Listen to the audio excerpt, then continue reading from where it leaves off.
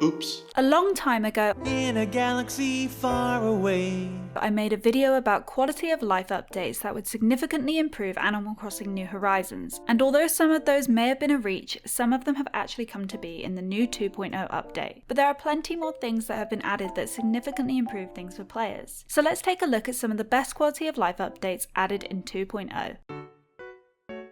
Starting with something that I requested in my original video, additional bridges and inclines have now been added. The maximum number of bridges and inclines has now been up to 10, and that's each. 10 bridges and 10 inclines total. This is great for everyone who has been creating fantastic tiered islands, or if you're like me and have rivers all over the place and want to keep them while still keeping your island functional. The shackles of maximum infrastructure have been lifted.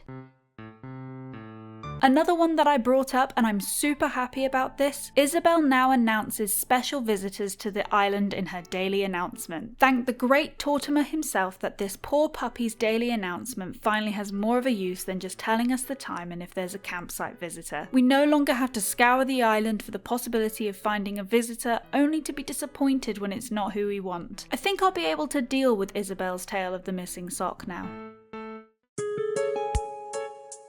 Something that I didn't consider the first time around, but I realised very quickly was necessary as I played the game more, was that duplicate DIY recipes that you may hold on to for a friend or for whatever reason needed a place to go. The floor was not that place. Well, thanks to 2.0 we can now put them in our storage. Finally I can stop upsetting the Happy Home Academy by not having them spread across my living room floor.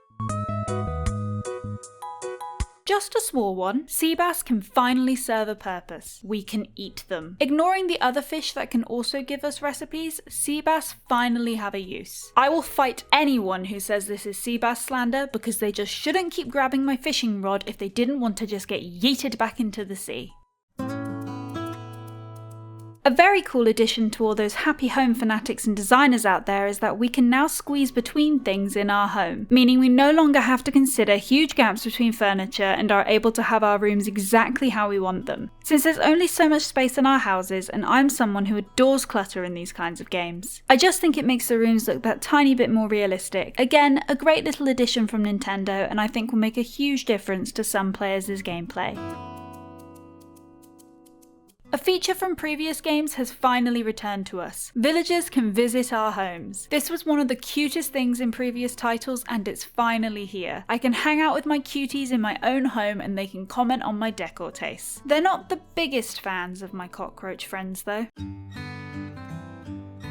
The Pro Camera app that has come with 2.0 is probably the biggest quality of life update Nintendo could have given us. Taking photos is a huge part of the Animal Crossing experience, because there's nothing better than working on an area and then being able to proudly show it off. Before, our camera options were fairly limited without playing around with the mailbox location, but now we have full control. I can't wait to take more and more cute photos of my villagers and their antics, and also see some of the brilliant things the internet and you guys come up with.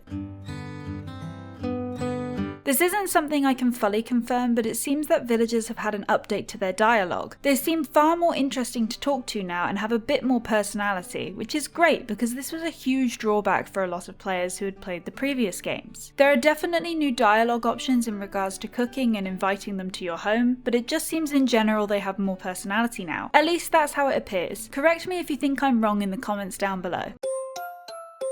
Fence customizations. Fence customizations. I'm so happy because if you have followed me on Twitter for a while, then you know one of my biggest gripes has been that the white picket fence was a lie. Well, it is a lie no longer. My white picket fence life can finally begin now that these fences are customizable. Just a warning, not all fences are customizable. It appears to be the wood fences mainly, but we'll learn more of that as we explore 2.0 more.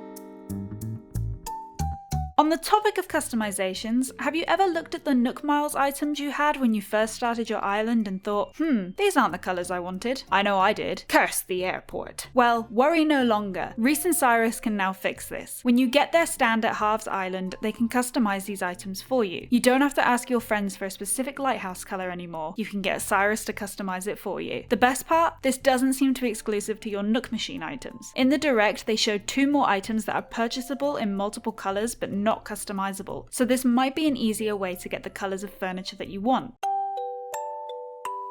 This one is more of a quality of life update to previous games, but I also just wanted a reason to mention it. With Kapp'n's return, that means we get his wonderful serenades as he takes us to different islands, but now we can appreciate them as much as he deserves. If you press the A, Y, and X buttons, you will react to his singing. It's just a cute feature that for me personally improves the ride.